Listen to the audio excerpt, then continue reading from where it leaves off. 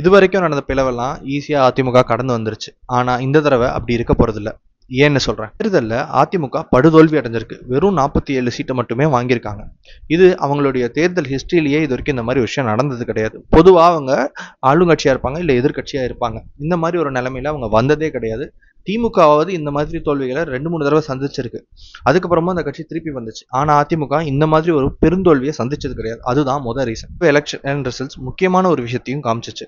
அது என்னன்னு பாத்தீங்கன்னா 3 அவுட் ஆஃப் 5 ஜோன்ஸ்ல AIADMK record low voting percentage வாங்கியிருக்காங்க. திமுக சென்னையில மட்டும்தான் அது நடந்திருக்கு. மற்ற எல்லா டிஸ்ட்ரிக்ட்ஸ்லயும் அவங்க அதை செக்யூர் பண்ணிட்டாங்க. இது நம்பர் 1.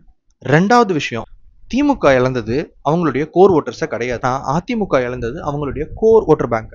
இதுக்கு அடுத்து கட்சியுடைய லீடர்ஸ். பொதுவா அதிமுக ஒரு கட்சியா பயங்கர ஸ்ட்ராங்கான கட்சியா இருந்துச்சு. ஆனா இப்போ அவங்களுடைய லீடர்ஷிப் பயங்கரமா பிரிஞ்சிருக்கு. இபிஎஸ் தலைமையில ஒரு அணி, ஓபிஎஸ் திமுக சேர்ந்துட்டாரு. அப்புறம் சசிகலா அவர்களும் டிடி தினகரனும் தனியா இருக்காங்க. அதுக்கு அடுத்து புதுசா சிவி சண்முகம் அவர்களும் வேலுமணி அவர்களும் ஒரு ஃபிராக்ஷனை பிரிச்சிருக்காங்க. ஸோ லீடர்ஷிப்பும் பிரிஞ்சு போயிருச்சு.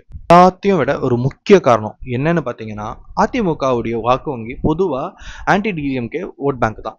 ஆனா இந்த எலெக்ஷன்ல ஆன்டி டிஎம்கே ஓட் பேங்க் பயங்கரமா ஸ்பிட் ஆயிருக்கு. அண்ட் ஆல்சோ ஆன்டி டிஎம்கே ஓட்டுகளை வாங்குறதுக்கு புதுசா ஒரு பிளேயர் தாவேகாவும் வந்திருக்காங்க. தாவேகா ஆட்சியில இருக்காங்க. அதனால ஆன்டி டிஎம்கே ஓட்ஸ் இனிமேல் அதிமுகவுக்கு வர்றது ரொம்ப கஷ்டம்தான். முக்கியமான ரீசன், போன தடவை அதிமுக உடஞ்சப்போ அதை சேர்த்து வைக்க பிஜேபி இருந்தாங்க. இந்த தடவை பிஜேபி கண்டிப்பா அதை செய்வாங்களான்னு கேட்டீங்கன்னா செய்யறதுக்கான வாய்ப்புகள் ரொம்ப குறைவு. ஏன்னா அதிமுக உடையிறதுல தான் பிஜேபியோடைய தமிழ்நாடு வளர்ச்சி இருக்கு. ஸோ இத்தனை ஃபேக்டர்ஸ் இருந்தும் அதிமுக திரும்பவும் வந்துச்சுன்னா அதுதான் greatest comeback of political history. ஆனா அதுக்கான வாய்ப்புகள் இருக்கான்னு கேட்டீங்கன்னா இன்னும் கொஞ்சம் நம்ம பொறுத்து இருந்து பார்த்தா தான் தெரியும். நீங்க இதை பத்தி என்ன நினைக்கிறீங்கன்னு கமெண்ட்ஸ்ல சொல்லுங்க.